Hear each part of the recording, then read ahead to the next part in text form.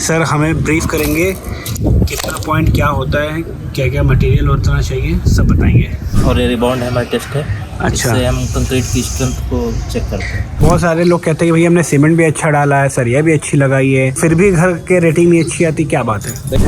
तो आज हम बताएंगे आपको कि घर कैसे चेक करा जाता है। नमस्कार जी, कैसे हैं आप? मैं ठीक हूँ। और ये रिबाउंड हैमर टेस्ट है। अच्छा। इससे हम कंक्रीट की स्ट्रेंथ को चेक करते हैं। अच्छा, इस मशीन का क्या नाम है? Rebound hammer.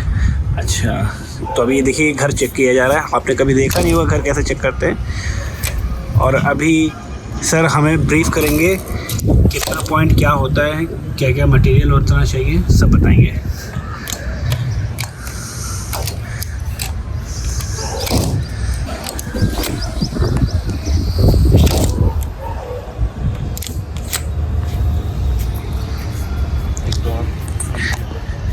कितनी जगह आप लोग पूरे घर में चेक करते हैं? बेसिकली इसको वैसे पैटर्न होता है, इसका पैटर्न बनाना पड़ता है और तीन मतलब इसके पॉइंट देने होते हैं, उसके ऊपर ही स्ट्रेंथ को टेस्ट करना होता है। बट मैं रैंडम चेक कर रहा हूँ। अच्छा, तो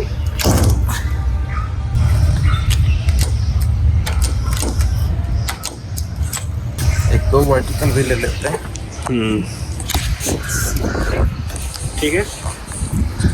कितना आया आप मुझे इसका कुछ थोड़ा सा इसका कैलकुलेशन करके मैं बताऊँ। अच्छा अच्छा।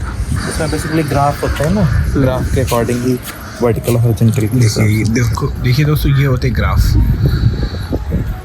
ये जो इंजीनियर होते हैं इसके जो माहिर लोग होते हैं बस वही देख सकते हैं मेरे ख्याल से, बाकी लोग नहीं देख पाएंगे। ठीक, नियर टू सेटिस्फैक्ट्री। अच्छा, नियर टू सेटिस्फैक्ट्री। अब इसके जो मापदंड होते हैं थोड़ा उसके बारे में हमारी जो व्यूअर्स है उनको बता दीजिए।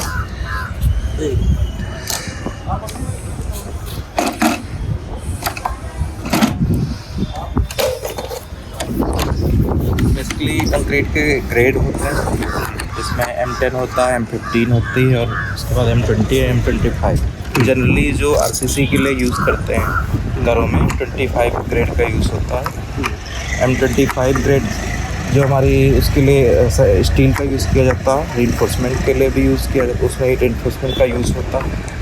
तो जो M25 होता है, इससे ये समझ सकते हैं कि हमारी जो ग्रेड 25-20 करके हैं, ये हमारी स्ट्रेंथ को डिनोट करते हैं। अच्छा, डिनोट करते हैं कि स्ट्रेंथ हमारी कितनी है। अच्छा।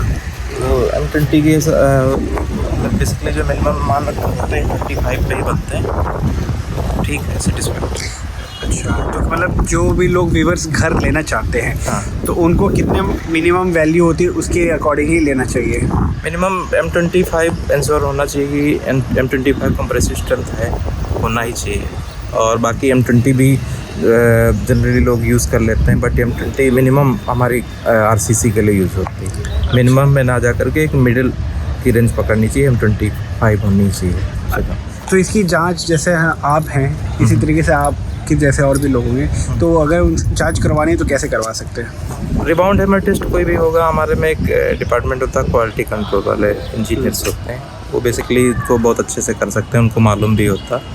तो इसके दो तरीके होते हैं। एक तो पोस्ट कंस्ट्रक्शन, अगर किसी चीज़ की स्ट्रेंथ पता करनी है, अगर वो बन चुका है तो उसमें ये नॉन डिस्ट्रक्टिव टेस्ट कहलाता है, उसमें रिबाउंड हैमर टेस्ट का यूज़ किया जाता है। और ड्यूरिंग द कंस्ट्रक्शन अगर प्रॉपर इसकी स्ट्रेंथ को पता करना है तो फिर उसके लिए क्यूब होते हैं हमारे 150 mm बाई 150 mm के, तो वो ड्यूरिंग कंस्ट्रक्शन जब कंक्रीट पोर होती है उस टाइम में कास्ट किए जाते हैं। तो उसको फिर मशीन में फर्दर लगा करके टेस्ट करके फिर पता किया जाता है उसकी स्ट्रेंथ। अच्छा, वो पूरा इंजीनियरिंग प्रोसेस है, उसके तहत पूरा। इसमें कितना खर्चा आ जाता होगा लगभग किसमें? इस चेक करवाने में? चेक करवाने में तो कोई खर्चा नहीं आता आपको। कोई जैसे RMC प्लांट से कंक्रीट लेते हैं, उनका क्वालिटी कंट्रोल एक पूरा बिंग रहता है, सेटअप रहता है। RMC अगर आप ख़रीद रहे हैं, जैसे कि आप लखनऊ में हैं तो यहाँ बहुत सारे प्लांट होंगे जो सिर्फ RMC बनाते होंगे, रेडी मिक्स कंक्रीट। RMC का फुल फॉर्म है रेडी मिक्स कंक्रीट।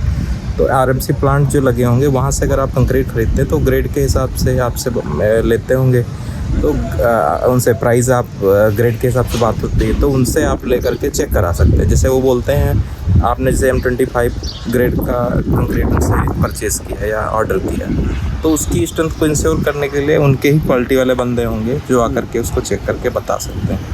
और उसमें कोई फर्दर किसी तरह से मैनिपुलेशन ना हो तो उसके लिए टेस्ट सर्टिफिकेट वगैरह होते हैं उनको वो प्रॉपर वो साइन करके देंगे अंडरटेकिंग। इस तरह से क्वालिटी को आप इंश्योर कर सकते हैं। मतलब इतना मेहनत करेंगे तो कुछ चार्जेस तो वगैरह तो लेंगे वो। तो चार्जेस उनके इंक्लूडेड होते हैं, उनसे एक बार आप बात कर लीजिए। सबके टर्म कंडीशन सबके अलग अलग होते हैं। हो सकता है वो आपको ग्रेड M25 कह के दे रहे हों, तो उनसे अगर आपको और बेहतर क्वालिटी चाहिए तो उनसे आप ये बात कर सकते हैं कि ओपनली कि हमें इसके जो फर्दर इसको कैसे इंश्योर करेंगे कि इसमें ग्रेड वही है।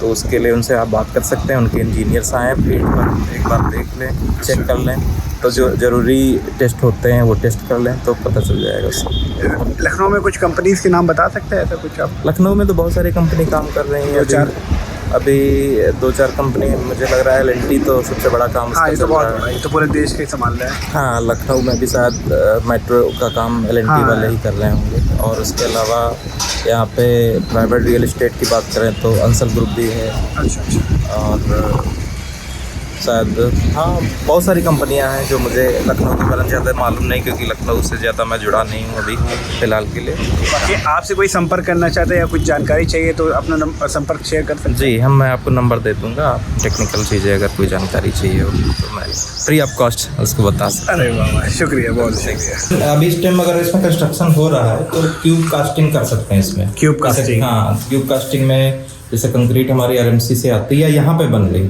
हाँ। डेजिग्नेटेड किसी ग्रेड की बन रही, तो उस ग्रेड को हम कैसे चेक करेंगे, तो उसको क्यूब में भर करके फिर कंप्रेसिव स्ट्रेंथ से चेक कर सकते हैं। अच्छा जी, इसमें जो चिकन मेश का यूज़ किया जाए RCC के जॉइंट और ब्रिक वाल पे, या फिर कंड्यूटिंग जहाँ आप कर रहे हैं, चेसिंग कर रहे हैं, वहाँ पे भी अगर वायर मेश लगाया जाएगा तो क्रैकिंग के जो चांस होंगे फर्दर आगे आने वाले टाइम में कम रहेंगे। जैसे कि कैसे पता करेंगे कि बहुत सारे लोग कहते हैं कि भाई हमने सीमेंट भी अच्छा डाला है, सरिया भी अच्छी लगाई है, तो फिर भी घर के रेटिंग नहीं अच्छी आती, क्या बात है? देखिए, इसका प्रॉपर ज़्यादा सीमेंट डालने से भी कंक्रीट की स्ट्रेंथ नहीं आती, और कम भी डालेंगे तो भी नहीं। इसकी प्रॉपर एक मिक्स होती है, प्रॉपर इसकी मिक्स डिज़ाइन होती है। अगर उससे बिलो भी अगर जाता है तब भी स्ट्रेंथ पे इफेक्ट आता है, और अगर उससे ज़्यादा भी जाता है तो भी उसमें श्रिंकेज होती है, और उसके अलावा क्रैकिंग जैसे चीज़ें होती है, तो उससे भी बेसिकली इसमें एक टर्म होता है water cement ratio. Water cement ratio अगर आपका इम्बैलेंस हुआ तो उसकी वजह से प्रॉपर स्ट्रेंथ नहीं आती, ये रीज़न होता है। अभी आप एक टर्म बता रहे थे सुपरविज़न, हाँ, तो सुपरविज़न को थोड़ा सा और इलैबोरेट करें। में सबसे अहम फेस होता है वो सुपरविज़न ही होता है। जैसे आप प्रॉपर उसमें पैसा लगा ही रहे हैं, प्रॉपर उसमें सीमेंट डाल रहे हैं, मटेरियल भी अच्छा खरीद के लगा रहे हैं, बट अगर उसका सुपरविज़न नहीं है, सुपरविज़न इन द सेंस उसकी देख रेख नहीं है प्रॉपर तरीके से, तो वो स्ट्रेंथ को इफ़ेक्ट करता है। वो बहुत सारी चीज़ों में क्वालिटी को लेके उसमें इश्यूज आते हैं। जैसे कि अगर आप वहाँ पे रह के उसकी जैसे 7 डेज़ की क्यूरिंग है या 3 डेज़ की क्यूरिंग है, तो आप क्यूरिंग प्रॉपर कराएं, और स्ट्रेंथ को आप सीमेंट को जो क्वांटिटी में उसको उसी उसमें रखें, और मतलब एक टाइम से उसकी क्यूरिंग हो, और जैसे वाटर सीमेंट रेशियो है उसको बैलेंस रखा जाए, और समय पे पानी डाल रहे हैं। हाँ बिल्कुल, समय पे जो उसकी मिक्सिंग है, मिक्स डिज़ाइन के अकॉर्डिंग, उसी के अकॉर्डिंग ही पानी मिलाया जाए, तो फिर वो अच्छा है।